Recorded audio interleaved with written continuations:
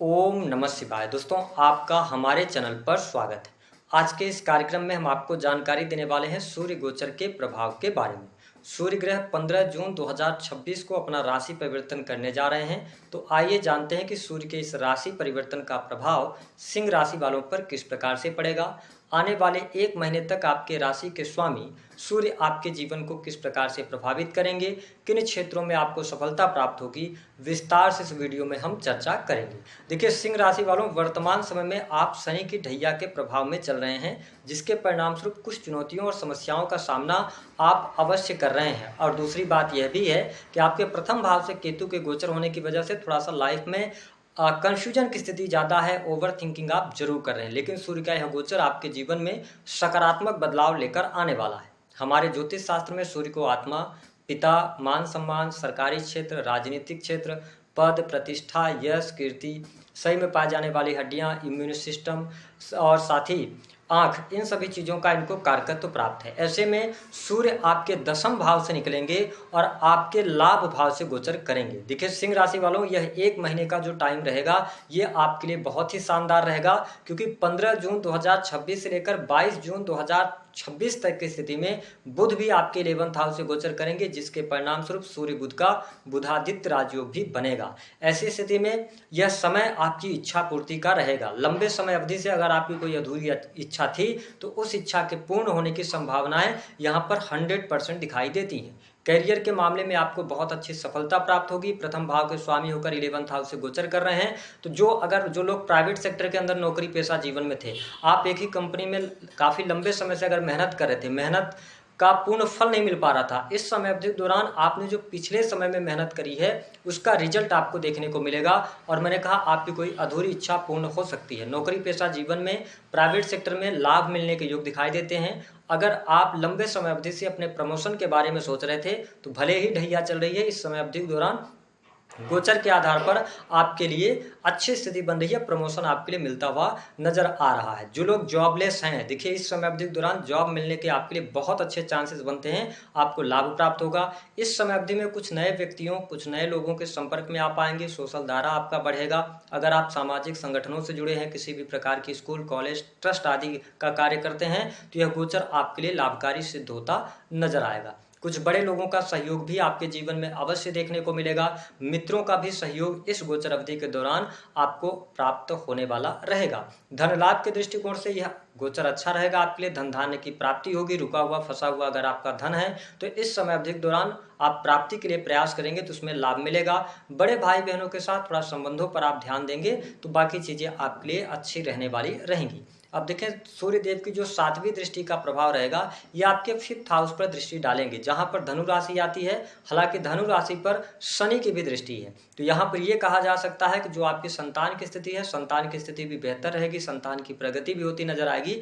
लेकिन आपकी और आपके संतान के बीच में थोड़ा सा ईगो की प्रॉब्लम आ सकती है, इस पर ध्यान दीजिएगा। ठीक है, हो सकता है कि मिसअंडरस्टैंडिंग संतान के साथ क्रिएट हो, तो जो भी चीज़ें उनसे बात करें तो बहुत ही पोलाइट होकर बात करेंगे तो चीज़ें आपके लिए अच्छी रहने वाली रहेंगी।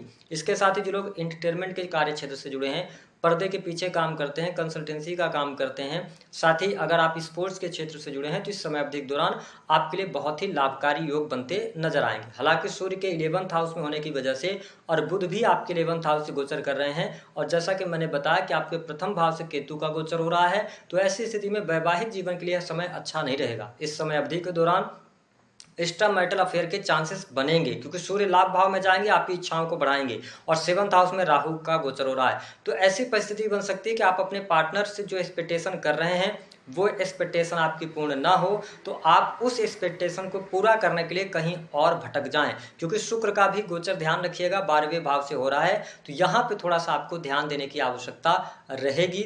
मैरिटल लाइफ में उठापटक की स्थिति मुझे दिखाई देती है, बहुत अच्छी मैरिटल लाइफ नहीं दिखाई दे रही है। लेकिन ठीक इसके साथ साथ प्रेम संबंध के मामलों में समय अनुकूल रहेगा, प्रेम में शुभता आपको देखने को मिलेगी। हालांकि पार्टनर जो आपके होंगे, अगर आप पहले से प्रेम संबंधों में हैं, तो थोड़ा सा आपका जो नेचर होगा इस समय अवधि के दौरान आप वर्चस्व स्थापित करना चाहेंगे, थोड़ा सा आप ओवर पजेसिव हो सकते हैं, जिसकी वजह से छोटी मोटी कहा सुनी होगी, लेकिन ओवरऑल मुझे चीजें आपके लिए बेहतर दिखाई देती हैं। शत्रु संबंधित समस्याएं आपकी दूर हो रही हैं, और अगर आप कर्ज लोन वगैरह लेना चाहते हैं तो देखिए बहुत सोच समझ कर लीजिएगा, लेकिन लोन वगैरह इस समय अवधि के दौरान मिल जाएगा। अगर आपका कोई सरकारी क्षेत्र से जुड़ा हुआ कार्य है, अगर आप बिजनेस करते हैं, ठेकेदारी के काम करते हैं, अर्थशास्त्री किसी भी प्रकार के कार्य क्षेत्र से जुड़े हैं, कोई आपकी फाइल वगैरह पेंडिंग है, तो इस एक महीने में कोशिश कीजिएगा, कोशिश करें कि 15 जून से लेकर 22 जून के अंदर निपटा लें, तो आपके लिए बहुत बढ़िया है और यहाँ पे लाभ मिलेगा। कुछ अतिरिक्त जिम्मेदारियां सरकारी क्षेत्र में, वरिष्ठ अधिकारियों का सहयोग मिलना, है ना। अगर आप राजनीतिक क्षेत्र से जुड़ाव रखते हैं तो राजनीतिक क्षेत्र में अच्छी सफलता प्राप्त होना, ये सारी चीजें आपको देखने को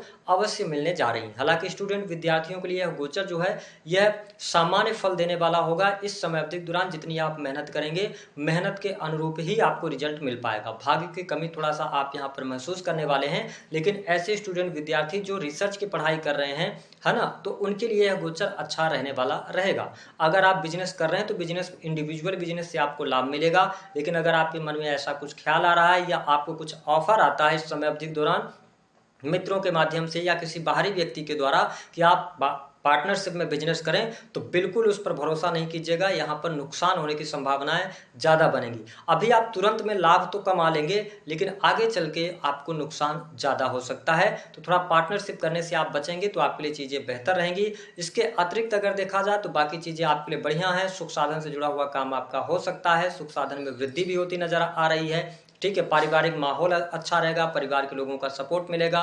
जो स्टूडेंट विद्यार्थी पढ़ाई लिखाई के लिए बाहर जाना चाहते हैं, मुझे 10 जुलाई 2026 के बाद अच्छा योग दिखता है। 10 जुलाई के बाद से लेकर 15 अगस्त का टाइम आप अपने घर से दूर जाकर पढ़ाई वगैरह करना चाहते हैं तो अच्छा है। जो लोग विदेश के लिए ट्राई कर रहे हैं, 10 जुलाई के बाद आप कोशिश कीजिएगा, आपको अच्छे रिजल्ट्स मिलेंगे। तो ओवरऑल सूर्य का यह गोचर सिंह राशि वालों के लिए हर लिहाज से, हर प्रकार से अच्छा है। सिवाय थोड़ा सा कंफ्यूजन की स्थिति से बचिएगा।